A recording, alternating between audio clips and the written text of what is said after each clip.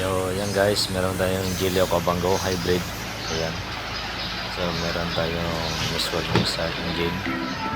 Ayan guys, so meron din gabay ngayon. Ayan guys. Gilio Cabango. Ayan, naka-andar na yan guys ang ating unit. Naka-andar na yan.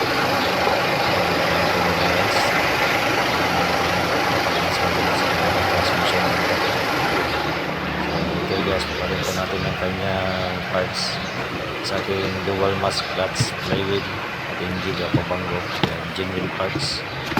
Yan. Ang GD talaga yan guys. Yan. Kita naman ninyo yung passion guys. Yan. So yan ang papalitan natin guys sa transmission kasi wala pa itong torque converter. So yan, kakalasan natin yung mga gulong, yung suspension niya, lahat yan guys. Kapaklasin talaga yan guys. Yan. Tatanggalin yung transmission. Yan. Buo yan guys. So ito yung talagang back-back itong trabaho natin guys kasi mabigat na trabaho ito kung saan tayo ng transmission dahil magbaklas yan guys, pati yung harness. Ayan, kita mo ninyo talagang sinimulan ko na guys. Ayan, so dyan tayo, baklas tayo ng mga bolt dyan guys sa pangilalim sa transmission. Maras na. Ayan, so fast forward tayo. Ayan, si pare nyo. Ayan, video guys. Ayan, si John.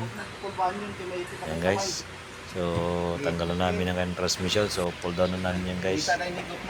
Ayan si pare nyo. Ayan, so yan guys, natanggal namin din sa may dual mask clutch flywheel. Yan guys, kita naman ninyo guys, yan talaga. So first time niya matanggalin guys kasi meron pa siyang ginagay bago pa yan guys. So yan, so nabaklas na natin, so palitan natin ng bago guys. Yan guys, so yan yung makikita guys kung lubog na yan guys yung dual mask clutch, so may problema na. So ito yung bago naman, so mababaw lang, ibig sabihin okay to guys.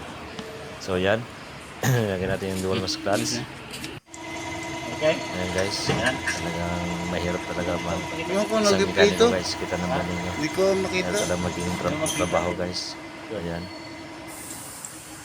Ayan, so meron tayong special tools, M8 yan guys, 12. Ayan, flower type yan guys. Ayan, kita mo ninyo. Ayan, so pakamay muna natin guys para sigurado.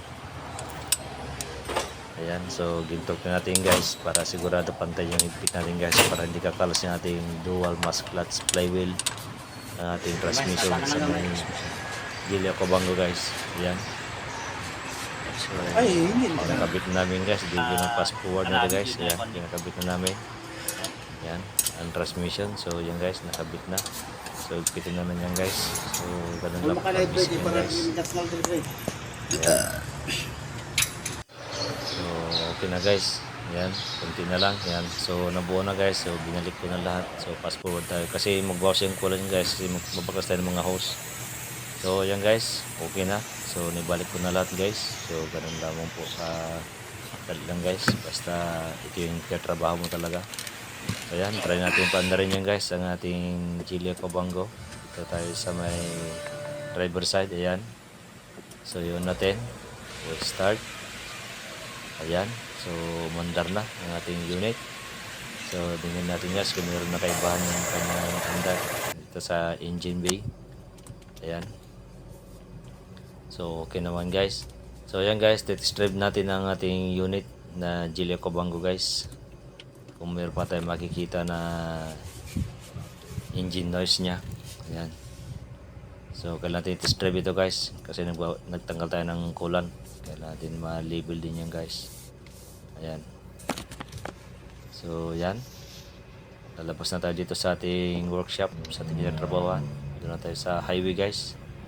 Ayan, ayan natin kung okay bang performance nya guys sa ating dual mask clutch na linagay. Ayan, so parang naman, so good, okay naman guys.